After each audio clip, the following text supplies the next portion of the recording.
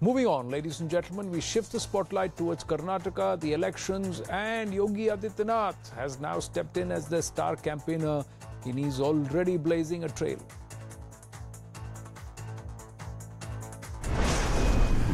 Shri Yogi Adityanath ಅವರಿಗೆ ಅಖಂಡ ಭಾರತದ ಕಲ್ಪನೆ ಕಟ್ಟಿರ್ತಕ್ಕಂಥ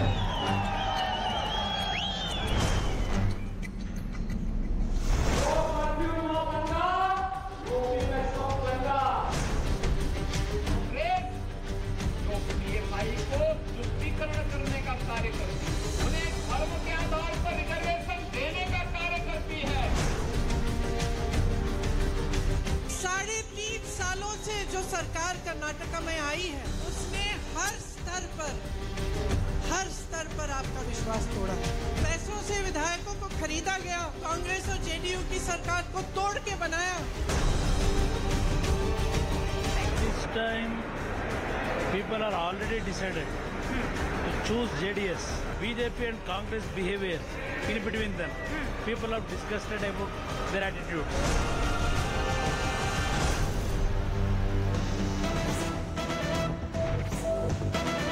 The fight becoming about reservation versus corruption, but adding fuel to the fire over quotas. Former Chief Minister Siddaramaiah saying the Congress party is committed to increasing the reservation limit from 50% to 75%. Even as the BJP is saying it is going to do away with the Muslim quotas. And they are saying they will increase reservation to all caste based on their population. So this is the big caste promise that has come from Siddaramaiah. He's tweeted about this. And is this going to further churn this entire pot? That's what we're going to ask as we go across to our panelists this evening. Ashok Gowda of the Karnataka BJP. We should be joined by George Kurian and T.R. Prasad Gowda in just a bit. But Nalin Mehta, Group Consulting Editor of Network 18, also with us. Ashok ji, namaste. Nalin, namaste. Namaskara, namaskara. Wow. So now quota plus more quota. Every caste, everybody will get quota. That's what Siddaramaiah is saying. You are turning around and saying no quota to Muslims. Yes. We are bound by it. Because see, whatever had happened unconstitutionally in 1986 and as well as in 1995, so it had to be removed, and we are going to remove it. But if Mr. Siddaramaiah is saying 75% quota based on your caste and based on your grouping quota, so once again, then they will turn around and say, let's do a caste-based census. Kantraj Commission, which was set up by Siddaramaiah, basically targeted Vakkaligas and Lingaites, which form around 17% Vakkaligas and 19% Lingaites in Karnataka state. And he had grouped these groups into small groups, and he had given saying that our population is only 60 lakhs, which was very laughable. So, why are you sounding a little nervous today, Ashok Gowda, especially after this tweet? Is this going to twist this entire narrative for the BJP on ground? Are people going to lap up this entire caste quota thing, Ashok ji? Yeah, see, caste quota, Siddaramaiah is not understanding whichever caste will be listed as OBC, which as per the census and as per the direction of BP Mandal Commission, all other states had set up their own committees headed by the former justice or anybody else, and they have given the report. Very clearly report has been given, right, and which are the forward caste and which are the backward caste and the most backward caste. And Siddaramaiah, in spite of knowing the facts of how in 1977 Devaraj Arasu had added few of the Muslim castes, which are the sects of Muslims who actually deserve the OBC status, were already added in 1A and 2A. 16 of them, 9 of them in 1A and 7 of them in 2A, which are already added. And in 1A, there is no economical criteria at all. And in spite of that, then the Janata Party government and Janata Dala government increased the Muslim quota, not just increased, kept a separate Muslim quota in 2B category, which was absolutely unconstitutional. And nobody actually, like, only for the appeasement purpose, nobody even thought about it. And we have removed it. and we are bound by, as per the Constitution of India, which are the OBC castes, and all the OBC castes will definitely get their right proposition of reservation. So net, is this the net takeout? T.R. Prasad Gowda of the JDS is also with us, but Nalin Mehta, is this the takeout in Karnataka? That development, Sushasan, law and order, all of that doesn't matter. Caste is what matters. So it comes back to the same aspect, irrespective of everybody saying let's go towards meritocracy, let's go towards just the caste or the reservations for haves and have-nots. So it's the have-nots who will be there, economically weaker section. All of that gets tossed out of the window. Vokkaliga, Kuruba, Lingayat, all of that will work now. So Anand, I think in Karnataka, we have seen in election after election, especially in state assembly election, not in the national election. Since 2004, this has not been the case in the national elections, but certainly in state assembly elections in Karnataka, the caste matrix has been at the very center stage of the political chessboard, whether it's Lingayats for the BJP or Vokkaligas for the JDS in the old Mysore region, or what Siddaramaiah has tried in the past with Ahinda, which was first created by Devaraj Woods, or trying to revive that coalition. So the caste matrix does matter. This whole gambit, which we are seeing now by the BJP, which started with removing the 4% reservation and then adding two groups to it, which got stuck in the Supreme Court. The government then said that they're going to put it on hold. This is essentially signaling that we are removing we are removing the minority community from that. Now, fundamentally, outside of this reservation, in Karnataka, there are about 10 categories of Muslims who already have reservation as OBCs. In Gujarat, for example, there are 20 categories of Muslims, including Telis, who also have reservation. So I think what the BJP is saying is, outside of the OBC or the SC reservation, outside of that, if there's going to be reservation for Muslims, we are not going to have that, and we're going to give it to other groups. The problem with that argument is that the same argument why the Supreme Court opposed, for example, Marathas in reservation of Marathas in Maharashtra, that Vokkaligas or Lingayats, if you give reservation to them, which are dominant castes in Karnataka, it opens up another can of worms, and it's a very contentious debate. But there is also this dynamic, as Mr. T.R. Prasad Gowda joins us. Mr. T.R. Prasad Gowda, where do you stand on this? Should now the discourse move towards, by George Korean is also with us, should the discourse be, it doesn't matter if you are Vokkaliga, Lingayat, what matters is if you are Vokkaliga, Lingayat, how do you identify yourself? Kuruba, Ahinda, how do you identify yourself, irrespective of which religion you practice? Is that where you're trying to take the narrative to now? You may identify as a Vokkaliga, but you may practice Islam. You may identify yourself as a Lingayat, but you may have already changed your preferences and no longer follow Basavana, but you will follow Christianity.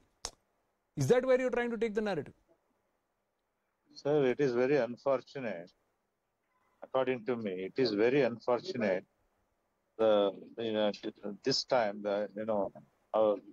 during this technological period, and country is growing like anything, and we are competing with the main countries across the world. Now, when you talk about the caste system, and to go before the public and asking votes in terms of our caste, it is better if we practice. We have done so much of work for the upliftment of the poor. We have done so much of work for the state of Karnataka, or to the world, or to the country. One need to identify in that angle. One need to be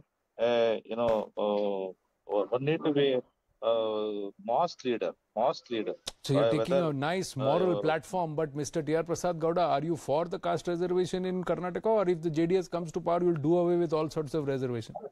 No. I will come to my party stand.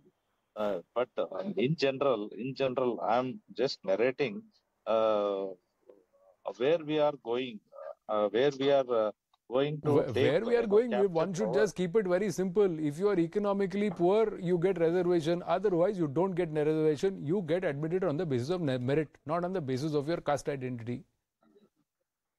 Yes. Secondly, Yeah. caste no longer is a bane for the Hindu way of life. If Telis can be Muslims, then casteism is there everywhere. No, that's what I'm trying to. If Kurubas can I'm be trying to Christians, open up, Kurubas can be Muslims, Kurubas can be Hindus. So then caste is everywhere. Every section, every segment of society is casteist. Why should you look at it as Muslim quota? Then you will look at Muslims and what kind of groupings they are in. Sectarian caste, etc.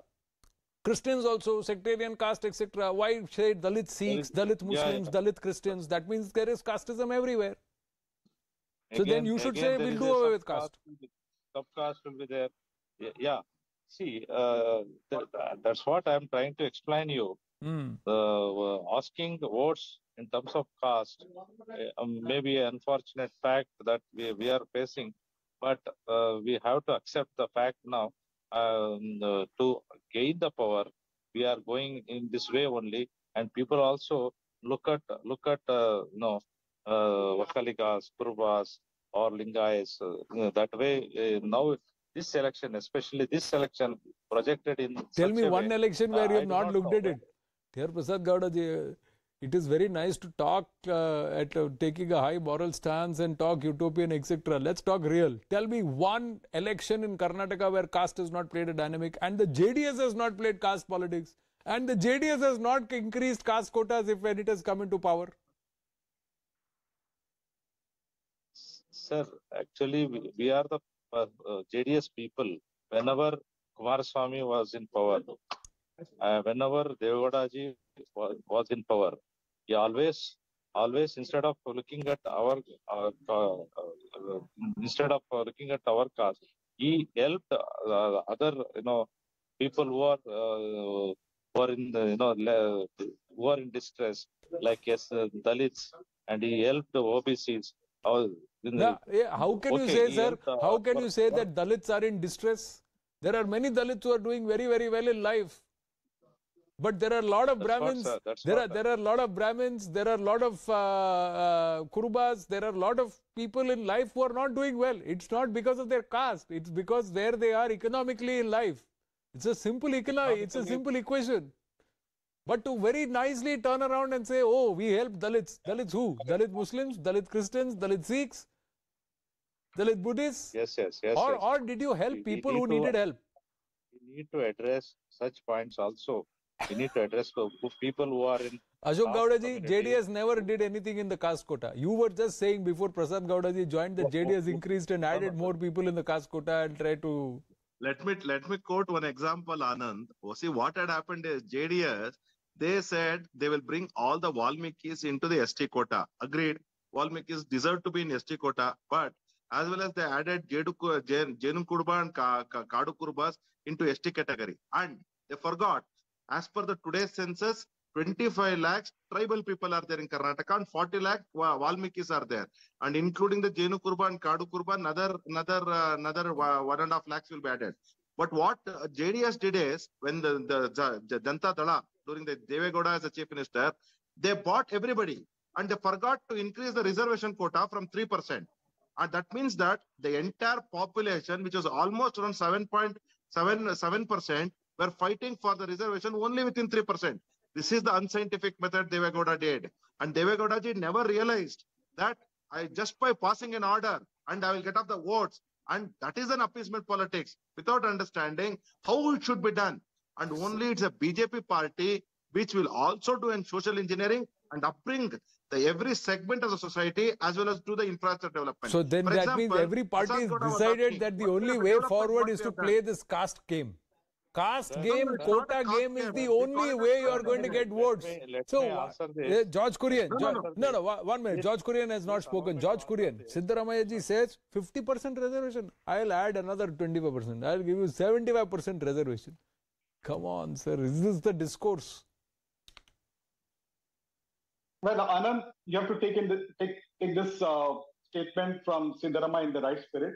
Having said that, we all know that we can very well see the frustration and nervousness in the BJP camp. And it goes without saying that, the Congress party, works on an inclusive formula, and it's a progressive one, and it is going to deliver to its promises to the people of Karnataka. It believes in carrying everybody. It believes in carrying everybody along, be it the Lingayas, the Vopalikas, the SC, ST, OBC, and the Muslim minority and Christian community at large. So I strongly believe that it is nothing but radical. So, no. But there itself, your statement is divisive, isn't it, George Kurianji? Sorry to interrupt you. You take the Muslims together in one grouping, Christians together in one grouping, but you divide the Hindus only on the names of caste. Wow. Can I make my statement? And then you say you are inclusive. Why? There are no sects, or there are no castes within Christians. There are no castes within Muslims. There are no castes within Sikhs and Buddhists. Only Hindus are the ones where you will identify them as Lingayats, Vokalikas and Kurubas, etc., etc. Well, Anand, but that's inclusive as I said politics. Earlier, Congress party believes in a secular ideology. It believes in carrying every sections of the society together, and it's a progressive one. We all know, the kind of corruption that. So then, why don't you name the Muslim caste? Why don't you name the caste within Muslims? Why don't you call out the caste separately among Christians and say this grouping we will give? Why don't you name Hindus together in one grouping? Why is the Hindu groupings broken down into different castes largely? Are there no Kurubas who are Christians? Are there no people in the Mangalore belt who are Christians but who still identify with their core caste? When if required, the party will go into deep diving and find out the subcaste as you mentioned. But having said that, the Congress party is in a very good position at this point in time in all the 4 divisions of Karnataka. If they were in such a very good position, why did Mr. Siddaramaiah have to say, I'm going to add 25% more into this entire quota system? Nalin Mehta. So, the thing is that if you're going to remove caste quotas and you go up to 75%, then there is no end to that. There's a good reason why the Supreme Court has put a limit of 50%. There are 1 or 2 states that have crossed that, Tamil Nadu, for example, in the past. But there's good reason why now there is a new debate about caste all over the country. There is a caste census that Bihar government is doing. All of that is all part of that. But fundamentally, if we are going to go back to the past constantly, now I don't think we should remove caste quotas. But if you're going to keep increasing them fundamentally, then where does that leave meritocracy? No, so everybody identifies with caste. See, and today, Nalin, you know how dangerous this discussion is becoming? Because on the one hand, the netas, when they come out in public and they are talking, they are speaking about breaking down Hindu faith into various castes. But they are grouping other faiths together. But when you go into the caste narrative itself, and what is being asked in the Supreme Court? In the Supreme Court, they are saying today Dalits are also Christians, Dalits are also Muslims, Dalits are also Sikhs. The Congress party in Punjab turned around and said that we have made a Dalit Sikh as a chief minister. And the same Lord goes out and says it is Hinduism and it is upper caste Brahminism which is turning around and going after Dalits who are being ostracized as part of Hindus. So you look at this double narrative which is being played. It's a dangerous double game. So in Gujarat, Telis can be Muslims. All right, Telis can. So then you identify them based on their caste grouping or their varna. Theologically leave them aside. But you can't play this game doubly, where you start. Yes, Prasad Gowda ji. Yeah, sir, Mr. Ashok, when he spoke, during his comments, he made comments against... Sir, I'm sorry, I have to interrupt you. Big development. Our Indians